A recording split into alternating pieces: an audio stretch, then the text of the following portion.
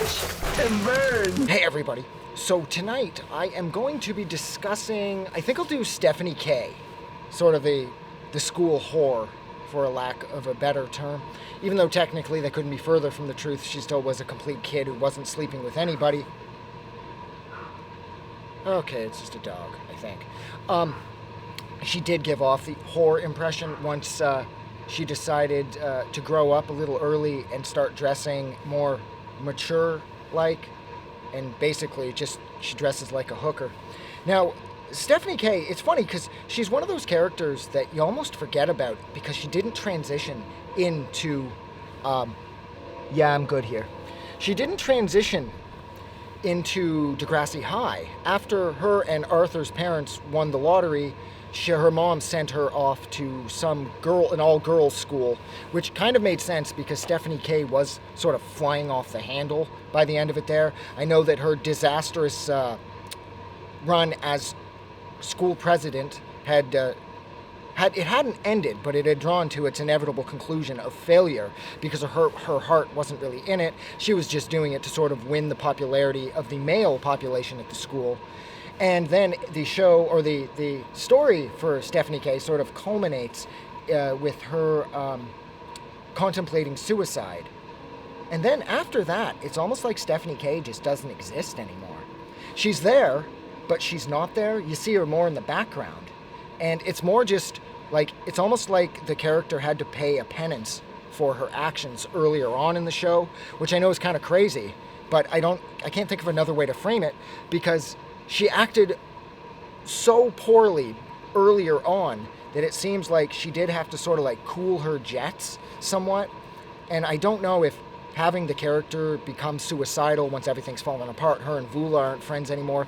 If I'm not mistaken, by this point I think Vula had moved away, and the whole shoplifting thing had went down with Vula and Lucy, and then I think, like I said, Vula moved away. So Stephanie Kaye didn't even have her around anymore, and I know that their relationship was pretty much fully fractured after Stephanie wrongly thanked Joey Jeremiah for his help running her campaign, or getting her to win as school president, when it was actually, of course, it was Vula who did all of the work. And she got none of the thanks from Stephanie Kaye because, again, Stephanie Kaye was too obsessed with impressing the male population at Degrassi Junior High. I did like how they gave her some depth by making her Arthur's older sister, and how she wanted nothing to do with Arthur, and even though Arthur was constantly being picked on by Joey, she would always sort of low-key be there to sort of sort things out and tell Joey to knock it off, even though nobody knew, because she didn't want anybody to know, that her brother was the far less cool Arthur, who I always really liked. I thought Arthur was a really cool guy, and then considering that when you go on to Degrassi High, how Arthur would have this big crush on Caitlin, I thought that was really adorable too, but his sister Stephanie Kaye was a complete and total train wreck. I still didn't agree. I think it was the episode Dog Days, if memory serves, when her mom starts dating that new guy who doesn't seem that bad, but she doesn't love him. And then you see her like staring off that bridge when she's cutting class, and you know that she's thinking about throwing herself off the bridge. And it just seemed a little much. It seemed like they threw too much at the character of Stephanie Kaye. Too much, too soon, I suppose. Maybe that was the point.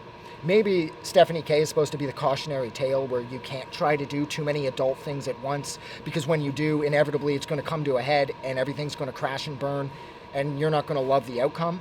So maybe that was the message they were going for. But nevertheless, I still felt bad for Stephanie Kaye, and I'm not sure if I loved how they sort of shut her character down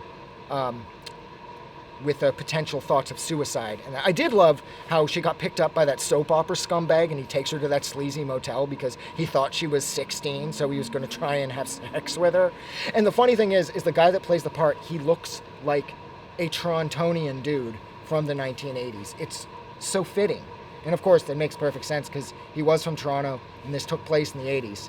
But man, does he fit the bill perfectly. But I think that's where I'm going to leave it. So thank you so much for hanging out with me for a little over 4.5 minutes while I discuss the character of Stephanie Kaye, this time just from Degrassi Junior High. Like always, don't forget that you are amazing, and I will talk to you guys soon because I've done a bunch of these. Yeah, this time I can just say have a good night. So, have a good night.